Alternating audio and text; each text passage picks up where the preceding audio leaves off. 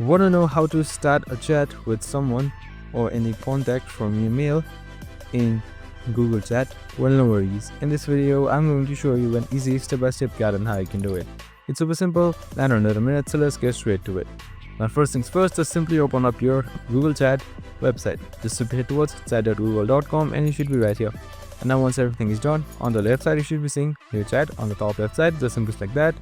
And now here you can see add one or more people. So you're gonna simply sort up using their mail address. So I have this mail address right here. If I want to start a chat, just simply like that, and then select start chat right here.